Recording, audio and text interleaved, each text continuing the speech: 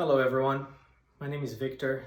Um, I'm a piano instructor and performer here in Louisiana, and I'm coming here with a very basic 3 tips that will be necessary for you to be a successful, accomplished pianist, or for you who is also a beginner and would like to start learning the right way.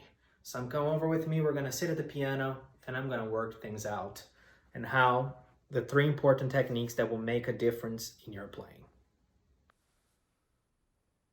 One of the most important things that most beginners and sometimes even advanced pianists do is how they use their arm and hand positions on the piano. So for an example, if I was going to use my arm to play, the first thing is if you have to keep the shape of your hands that if you were walking side by side, and this is your hand shape, and they fitly on the piano comfortably and nice. If your teacher tells you that you should curve your hands so it looks pretty, I have sad news for you, because sadly your teacher does.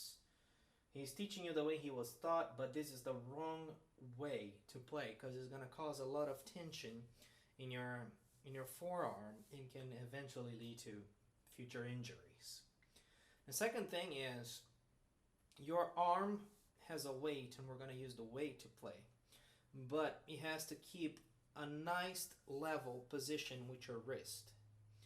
So this is going to go upwards and downwards when needed, but most of the times when we play this, keep at the same level. I will go more into details in another video about the times that your wrist goes and make different movements, but today we're going to keep it simple movements. So the first important thing, like I just said, is your hand position and your arm position. Second thing that you're going to learn is what plays the piano is not you pushing your fingers down like this, is your arm weight that pushes the keys down, and you just select which keys you feel more comfortable with. Now, when it comes to play bigger things, this comes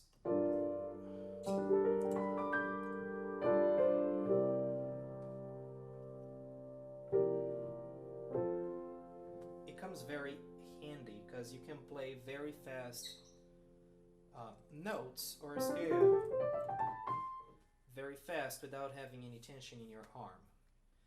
But then it comes down to 2 main movements that you gotta do, which is technique number 3. The 2 techniques that are most important when you play so you can actually use your arm weight is what I call double rotation and single rotation. So I'm going to start with single rotation. Single rotation is when you raise, so if I'm going to play C, for an example, here in the middle of the piano, I twist my wrist up and bring the note down. Now if I'm going to D, same thing.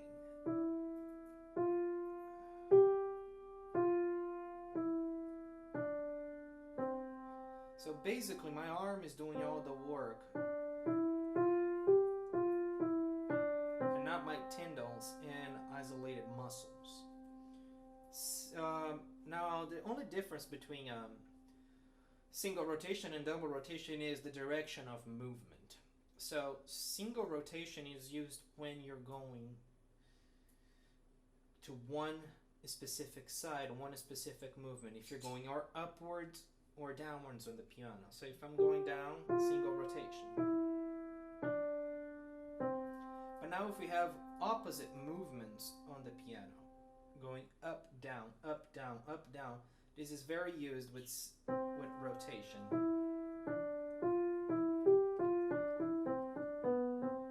And it works like a pendulum, going to one side to the other. So the momentum of your finger brings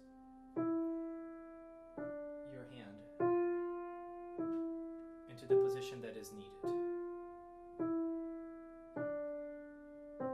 So everything is about momentum. So how this can actually benefit you, it's very simple. when you use your fingers down, you're stressing your tendon and very specific muscles. Now, when you do positions, for an example, if you're going to reach octaves and you do not use your arm weight, but you push up and push down, push up and push down, push up and push down, you're going to create a tension that is called a dual pull. So it's two opposite muscles that work differently in different motions. Now, if you do that once in a while, you will not create a problem, but if you're going to be a career pianist, that will actually create you pains and strains in your muscles, because those muscles cannot be oxygenated in entire time to be relaxed, so it causes fatigue, and fatigues can cause injury. Which is, when you're feeling fatigued on the piano, you're playing it wrong, and a fatigue means a sign to stop, because it can create, can cause damages in your muscles and tendons, and inflammations and injuries. Now, how you do it is basically bring your wrist up, which is one of the movements you do, but instead of pushing your wrist down, you just use your arm weight.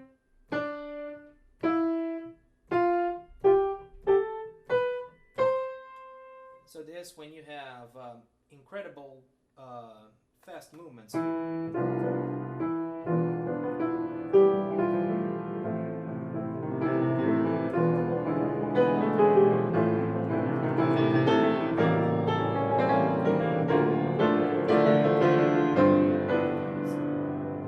have a range of motion without stressing so much your arms, because basically it's just one movement instead of two movements going on.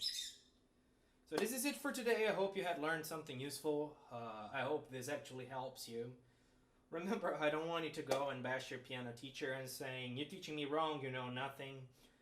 Some people were taught the wrong way. Some people didn't have good teachers, and they're trying their best. So take that into consideration and try to apply those 3 simple techniques that might help you along your journey to learn piano, and it can help you actually learn the piano the proper way it's meant to be played. It's meant to be a very relaxing experience instead of a very painful, stressful, or intense experience. It's supposed to be something natural, and this is what we're aiming for.